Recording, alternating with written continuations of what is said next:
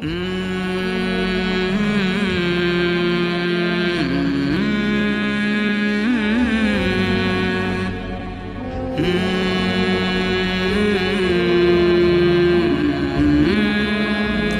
علیکم ورحمۃ اللہ وبرکاتہ۔ الحمدللہ وکفی وسلام علی عبادہ الذین اصطفیٰ وخاصۃ علی محمد رسول اللہ صلی اللہ تعالی علیہ وسلم۔ اما بعد فاعوذ باللہ من الشیطان الرجیم، بسم اللہ الرحمن الرحیم۔ وَكَذَلِكَ جَعَلْنَاكُمْ أُمَّةً وَسَطًا لِتَكُونُوا شُهَدَاءَ عَلَى النَّاسِ۔ اور ہم نے تمہیں اعتدال والی امت بنایا تاکہ تم دنیا کے لوگوں کے سامنے گواہی دے سکو۔ یہ ایک آیت کا ٹکڑا میں نے پڑھا ہے۔ روزانہ کی تلاوت میں سارا قرآن تو بیان نہیں ہو سکتا، جو آیت پیش کرنی زیادہ ضروری ہوتی ہے اس کو میں کوشش کرتا ہوں ہائی لائٹ کرتا ہوں۔ اس میں اللہ نے ہمیں زندگی گزارنے کا ایک پیمانہ دے دیا، ایک ترازو دے دیا ہے کہ ہم نے تمہیں اعتدال والی امت بنایا ہے۔ اس کی میں مثال دیتا ہوں، جیسے پہلے زمانے میں ترازو ہوتے تھے، اب تو ڈیجیٹل آ گئے۔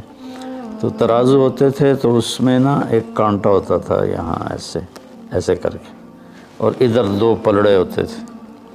تو جب وہ کانٹا بالکل درمیان میں ہوتا تھا، نہ ادھر جھکاؤ نہ ادھر جھکاؤ، تو اس کی اس حیثیت کو اعتدال کہتے ہیں۔ ادھر چلا جائے زیادہ تو بھی شدت پسندی، ادھر چلا جائے زیادہ تو بھی شدت پسندی۔ یوں ہو جائے دین میں بہت زیادہ، یہ بھی اللہ کو پسند نہیں۔ ایسے ہو جائے دنیا میں بہت زیادہ، یہ بھی اللہ کو پسند نہیں۔ اللہ تعالیٰ فرماتے ہیں کہ اپنی زندگی میں عدل پیدا کرو، انصاف پیدا کرو، اعتدال پیدا کرو، کہ جب دنیا میں لگو تو ایسے نہ لگو کہ تمہیں آخرت بھول جائے، تم جھوٹ کو حلال کر دو، سود کو حلال کر دو، اور سارے حرام کو کرتے چلے جاؤ کہ جی ہم تو گناہ گار ہیں، ہم تو دنیا دار ہیں۔ یہ بھی انتہا پسندی ہے، یہ اللہ کو پسند نہیں ہے۔ دنیا کی طلب ایک بڑا عمل ہے۔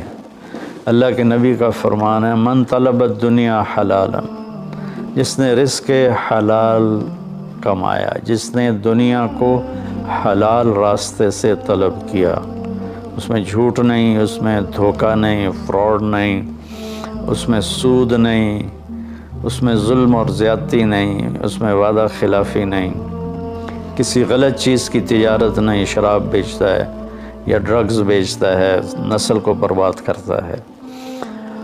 تو جس نے حلال راستے سے دنیا کو کمایا، استعفافاً عن المسئلہ، کہ مجھے مانگنا نہ پڑے لوگوں سے، میں خوددار بن کے زندگی گزاروں۔ سعیاً علی اہلہ، اپنے بچوں پہ خرچ کرنے کے لیے کہ وہ عزت کی زندگی گزاریں۔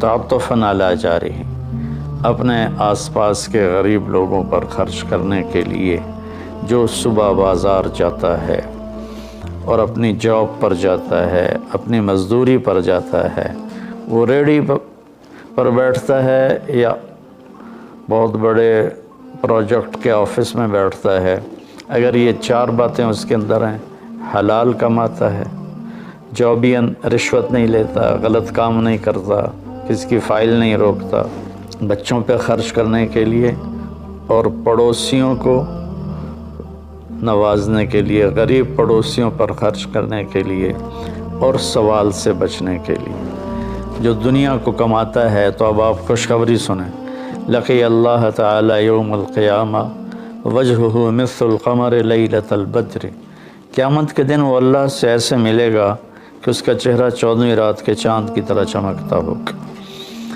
تو ایسی دنیا کمانا بھی بندگی ہے۔ ریاکاری کے نفل پڑھ رہا ہو تو وہ جہنم ہے، اور ان 4 شرطوں کے ساتھ دکان پہ بیٹھا ہو، آفس میں بیٹھا ہو، ریڈی پہ بیٹھا ہو، تو وہ جنت کا راستہ ہے، اللہ کو اتنا پسند ہے، کیونکہ اس میں درمیانی راستہ ہے، اعتدال والا راستہ ہے۔ اب اس میں انتہا پسندی کیا ہے؟ دوسری حدیث پیش کرتا ہوں، تعس عبد الدینار وعبد الدرہم وعبد القطیفہ، تعس وانتکس وإذا شیک فلن تقش، ان اعطی رضی وإن لم یعط سخط۔ اب نے فرمایا دینار کا چاہنے والا، دینار کا غلام چاہت تو سب کی ہے، سونے کا غلام ہلاک ہو جائے، چاندی کا غلام ہلاک ہو جائے۔ اللہ نے کائناتی معیشت کو، اکانومی کو سونے چاندی کے گرد گھمایا ہے، یہ اللہ کی اپنی قدرت ہے۔ تو اب یہ انتہا پسندی آ رہی ہے، جس نے آپ نے کہا ہلاک ہو جاتا ایسا کون؟ عبد الدینار، سونے کا غلام، چاندی کا غلام، اور زیب و زینت کا غلام، اسیسریز کا غلام، کہ حلال رزق میں ایسی نہیں مل رہا تو چلو کوئی ڈنڈی مار لو، کوئی رشوت لے لو، کوئی جھوٹ بول کے سودا بیچ لو، یہ ہے۔ تو اس کے لیے آپ نے بد دعا فرمائی۔ یہ بخاری شریف کی روایت ہے، آپ رحمۃ اللہ علیہ عالمین ہو کر آپ بد دعا فرما رہے ہیں کہ ایسے لوگ، چونکہ یہ لوگ جب دنیا میں جاتے ہیں تو اوروں کے حقوق مارتے ہیں، اوروں جو رشوت لیتا ہے، وہ رشوت دینے والا پتہ نہیں کن مشکلوں سے اپنے کام کے لیے پہنچا ہوتا ہے، جس کو یہ دھوکہ دے کے مال بیچ دیتا ہے، وہ پتہ نہیں کتنی مشکلوں سے پیسہ بنا کے مال لینے آتا ہے، اس کو یہ 2 نمبر ٹکا دیتا ہے۔ اس لیے ان کے لیے بد دعا فرمائے کہ یہ معاشرے کے لیے ناسور لوگ ہیں، چاہے یہ کتنے ہی نامور ہوں، لیکن یہ معاشرے کے لیے ایک عذاب ہیں، ایک مصیبت ہے۔ تو دنیا میں بھی چلو تو درمیانہ راستہ اختیار کرو، اتنے نہ کھب جاؤ میرے بھائیو کہ ٹوائلٹ میں بھی سودے ہو رہے ہوتے ہیں، پیشاب کرتے ہوئے۔ ابھی میں کراچی سے لوٹا تو لاہور ایئرپورٹ پر میں وضو کرنے گیا تو پیچھے جو پیشاب کرنے کی جگہ ہوتی، وہاں ایک آدمی کھڑا ہوا، گردن کے ساتھ اس نے موبائل پکڑا ہوا تھا اور بولے جا رہا تھا، بولے جا رہا تھا، بولے جا رہا تھا۔ یہ بھی کوئی زندگی نہیں ہے، کھانا بھی کھا رہے ہیں اور سودا بھی بیچ رہے ہیں اور پیمنٹ بھی لے رہے ہیں اور سودا کر بھی رہے ہیں اور ساتھ کھانا بھی کھا رہے ہیں۔ تو یہ تو کھانا زہر بن جاتا ہے، دماغ کی طرف سے آرڈر جاتا ہے کہ کھانا آ گیا ہے، تیار ہو جاؤ، معدے کو آرڈر ملتا ہے، ساتھ ہی فون کی گھنٹی بجتی ہے، فون اٹھاتا ہے تو آرڈر فون کی طرف چلا جاتا ہے، معدے کو آرڈر نہیں جاتا، غذا زہر بن جاتی ہے۔ تو ایسی دنیا کما کے کیا کرنا جس میں آپ کی صحت ہی برباد ہو جائے اور آپ اتنے مصروف ہو جائیں کہ گھر میں آ کر بھی کوئی بچوں سے دلچسپی نہیں، بس اپنے موبائل پر یا سودے کر رہے ہیں یا موبائل پہ کوئی گیمیں کھیل رہے ہیں یا کوئی مووی دیکھ رہے ہیں یا کوئی ڈرامہ دیکھ رہے ہیں۔ کتنی مائیں ہیں جو اس طرح اپنے بچوں کو جھٹک دیتی ہیں، وہ ڈرامہ دیکھ رہی ہوتی ہیں یا کوئی مووی دیکھ رہی ہوتی ہیں یا کوئی کلپ دیکھ رہی ہوتی ہیں، تو بچہ آتا ہے تو اس کو ہوں ہاں کر کے ٹال دیتی ہیں۔ میرے بھائیو، میری بہنوں، اپنی زندگی کو وہ درمیان میں لاؤ، درمیان۔ میں آپ کو مثال دیتا ہوں، گاڑی کے چاروں ٹائر میں ہوا بیلنس ہو تو گاڑی صحیح چلتی ہے، چاہے ایف ایکس کیوں نہ ہو، اور اگر ہوا اوپر نیچے ہے، بیلنس نہیں ہے، تو مرسڈیز بھی ہوگی تو وہ چلنے میں آپ کو تکلیف دے گی۔ ایک گاڑی ہے، انسان بھی، اس کو بھی بیلنس آف لائف چاہیے۔ یہ گھر میں آؤ تو گھر کے ہو جاؤ، فون آف کر دو اور اپنے بچوں سے بات کرو، بیوی سے بات کرو، ان کے ساتھ بیٹھو، ان سے گپ شپ کرو اور گھر کی باتیں کرو، گھر کے مسائل ذکر کرو، باہر کے مسائل کو گیٹ پہ چھوڑ کے آ جایا کرو۔ تو یہ تو دنیا ہے نا، اللہ نے اس میں ناپسند کیا ہے کہ ہم اپنے آپ کو زیادہ کھو پائیں، لیکن دین میں بھی اللہ نے ناپسند کیا ہے کہ ہم اس میں زیادہ لگ جائیں۔ لا تغلوا فی دینکم، اپنے دین میں انتہا پسندی پہ مت جاؤ۔ اللہ نے اپنے محبوب سے فرمایا فلا تذهب نفسك علیہم حسرات، میرے نبی آپ ان غیر مسلموں کو تبلیغ کرتے ہوئے اتنا دکھ نہ اٹھائیں کہ آپ خود آہیں بھرتے بھرتے فوت ہو جائیں۔ اللہ نے اپنے نبی سے فرمایا، نماز لمبی کی تو اللہ نے اس سے منع فرما کر فرمایا کہ ما انزلنا علیک القرآن لتشقی۔ اللہ نے اپنے نبی سے اعتدال مانگا، لا تبسطھا کل البسط، میرے نبی آپ مال خرچ کریں لیکن سارا نہ خرچ کریں، کچھ بچا کے بھی رکھیں۔ اللہ نے اپنے محبوب سے فرمایا، اس لیے تو اللہ نے زکوٰۃ کا نظام چلایا۔ تو اور ایک حدیث پیش کرتا ہوں۔ 3 صحابہ آئے حضرت عائشہ رضی اللہ عنہ کے پاس کہ اللہ کے نبی کی رات کیسی ہوتی ہے، تو انہوں نے فرمایا کہ سوتے بھی ہیں اور اٹھتے بھی ہیں، نفل بھی پڑھتے ہیں، بلکہ آپ کی بہت خوبصورت عادت تھی، جب آپ تہجد سے فارغ ہو جاتے تو یوں کر کے لیٹ جاتے، ایسے کر کے، اور حضرت عائشہ رضی اللہ تعالیٰ عنہ بھی اٹھ جاتی تو آپ ان کے ساتھ اسی حال میں باتیں کرتے، گپ شپ لگاتے۔ تہجد کے وقت میں اپنی بیگم سے پیار محبت کی باتیں ہو رہی ہیں، اتنے میں حضرت بلال اذان دیتے تو آپ اٹھ کے 2 رکعت سنت ادا کرتے اور نماز پڑھانے کے لیے مسجد تشریف لے جاتے تھے۔ تو اتنی اعتدال کی لائف تھی، ہنسی مذاق فرماتے تھے، اور حضرت عائشہ رضی اللہ عنہ کو لقمے بنا کے کھلاتے تھے، ان کو آٹا گوندھ کے دیتے رہے جب تک حضرت عائشہ رضی اللہ عنہ کو آٹا گوندھنا نہیں آیا، کہ وہ چھوٹی عمر میں ان کی شادی ہوئی تھی۔ تو انہوں نے جب یہ سنا تو کہنے لگے وہ تو اللہ کے نبی ہیں، وہ تو کچھ بھی نہ کریں، بخشائے ہیں، ہمیں تو کچھ کرنا چاہیے، کیا کریں؟ ایک نے کہا میں ساری رات نہیں سوؤں گا، نفل پڑھوں گا، کتنی اچھی نیت کی ہے۔ دوسرے نے کہا میں ساری زندگی روزے رکھوں گا، کبھی افطار نہیں کروں گا، کتنی اچھی نیت ہے۔ تیسرے نے کہا میں شادی نہیں کروں گا، بس اللہ کی عبادت کروں گا اور اللہ کے راستے میں جہاد کروں گا، کتنی اچھی نیت ہے۔ آپ کو پتہ چلا تو آپ نے تینوں کو بلا لیا، تو آپ نے ان کو ڈانٹ پلائی، تم میرے اللہ کو مجھ سے زیادہ جانتے ہو، تم میرے اللہ سے مجھ سے زیادہ ڈرتے ہو، زیادہ تقوی والے ہو، میں تم میں سب سے زیادہ اپنے اللہ کو جانتا ہوں، سب سے زیادہ اللہ سے ڈرتا ہوں، میں کھاتا بھی ہوں، روزہ بھی رکھتا ہوں، میں نے شادی بھی کی ہے، میں سوتا بھی ہوں اور میں جاگتا بھی ہوں، اور میں نے آپ نے تو 11 شادیاں کی، 9 بیویاں زندہ تھیں جب آپ دنیا سے تشریف لے گئے، تو آپ کی خوبصورت زندگی تھی ان کے ساتھ۔ تو آپ نے تینوں کو ڈانٹا اور فرمایا کہ اعتدال کے ساتھ چلو، جس نے کہا میں شادی نہیں کروں گا شادی کرے، جس نے کہا میں روزہ نہیں چھوڑوں گا وہ روزہ چھوڑے، کہا مہینے میں 3 روزے رکھو بس، 13، 14، 15، اور جس نے کہا میں رات سوؤں گا نہیں وہ آرام بھی کرے اور اٹھے بھی صحیح۔ تو یہ زندگی اعتدال والی، اللہ کا تو دین میں انتہا پسندی اچھی نہیں لگتی، اور اللہ نے اس کو رد فرمایا۔ ہمارے بعض نادان دوست قربانی کے نام پر پورے گھر کو اجاڑ دیتے ہیں اور انہیں احساس بھی نہیں ہوتا کہ کتنا بڑا نقصان کر رہے ہیں۔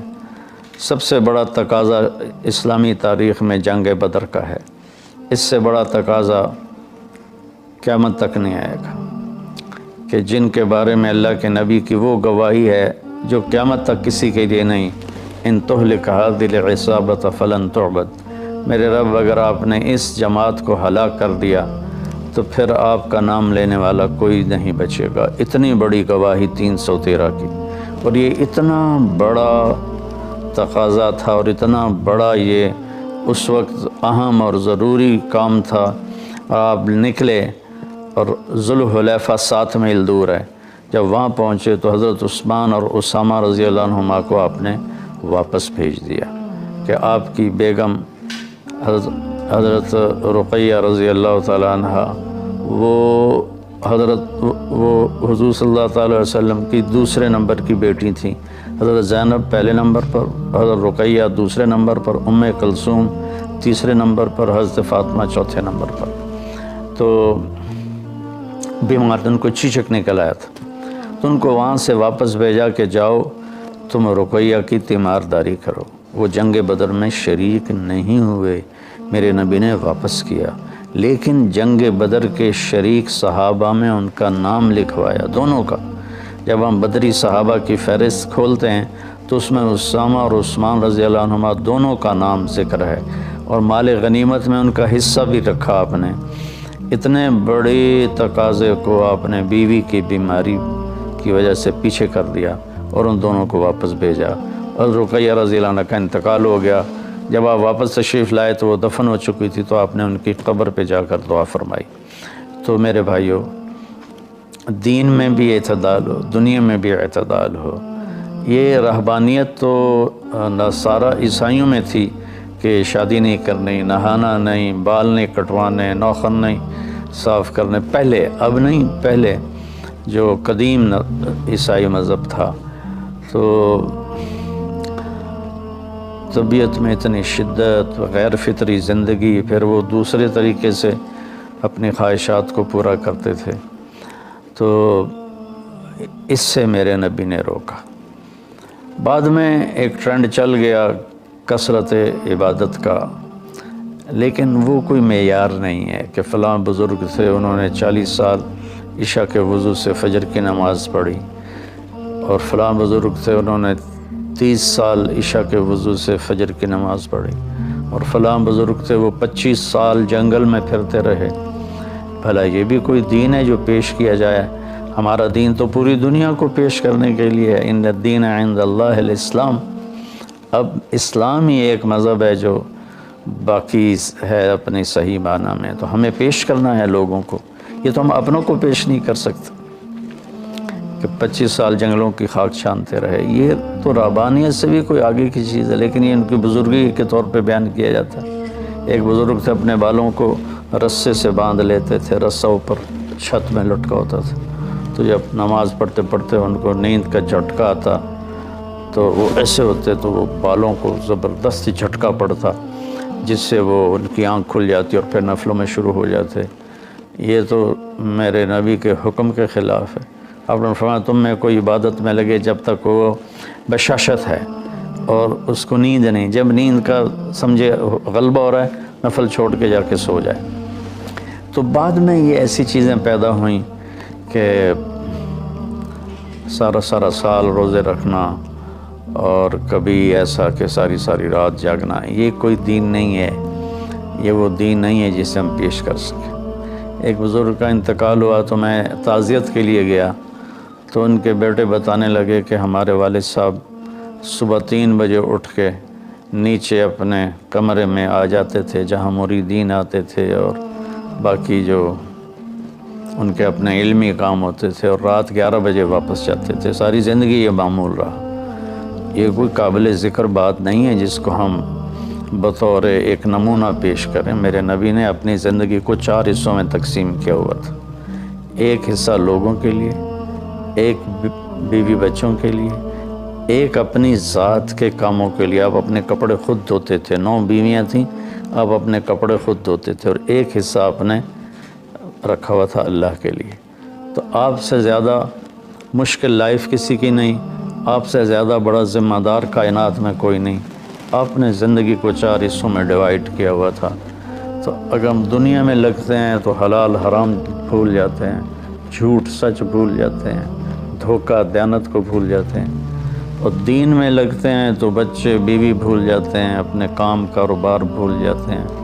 آپ دیکھیں اصحاب صفہ وہ تھے جن کا کوئی کام نہیں تھا، لیکن 10 مبشرہ میں سے ایک بھی اصحاب صفہ میں نہیں، خلفاء میں ایک بھی اصحاب صفہ میں نہیں۔ اور اصحاب صفہ کوئی دینی تقاضوں کے لیے فارغ نہیں بیٹھے تھے، اصحاب صفہ کا ٹھکانہ کوئی نہیں تھا۔ جب صدیقی دور میں ٹھکانے مل گئے تو اصحاب صفہ بھی ختم ہو گئے۔ تو بھائیو، میری گزارش ہے آپ سب کی خدمت میں کہ اعتدال کی زندگی گزارو، اللہ کے واسطے اعتدال کی زندگی گزارو۔ ایک صحابی آئے، بڑے مالدار تھے، کپڑے ان کے پرانے بھی تھے اور بڑے گھٹیا قسم کے تھے اور میلے بھی تھے۔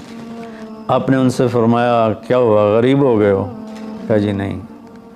آپ نے فرمایا تو اللہ نے جو تجھے دیا ہے تو وہ چاہتا ہے کہ اللہ تیرے اوپر اس کا اثر دیکھے، اٹھو جا کے کپڑے تبدیل کر کے آؤ۔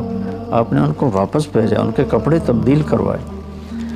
تو یہ کہ کسی کو اللہ رزق دیتا ہے، وہ اچھے کپڑے پہنتا ہے، اچھی سواری استعمال کرتا ہے، اچھے گھر میں رہتا ہے، اپنا کاروبار دیکھتا ہے، اس کو دنیا داری نہیں کہتے۔ دنیا داری تو جھوٹ اور فراڈ اور حرام اور رشوت، جتنے غلط راستوں سے جو جانا ہے کاروباری زندگی میں، یہ دنیا داری ہے۔ عبد الرحمن بن عوف رضی اللہ تعالیٰ عنہ نے وراثت میں اتنا سونا چھوڑا کہ بچوں میں تقسیم کرنے کے لیے وراثت کو کاٹتے کاٹتے آریاں ٹوٹ گئیں۔ 1000 گھوڑے، 10,000 بکریاں اور 1000 اونٹ، یہ مال مویشی ان کے پاس تھے، اور زمینیں الگ تھیں، لیکن وہ 10 بڑے صحابہ میں ہیں، ٹاپ 10 صحابہ میں ہیں۔ تو بھائیو، رمضان کا مہینہ ہے، اللہ سے مانگیں کہ اللہ ہمیں اعتدال والی زندگی نصیب فرمائے۔ السلام علیکم۔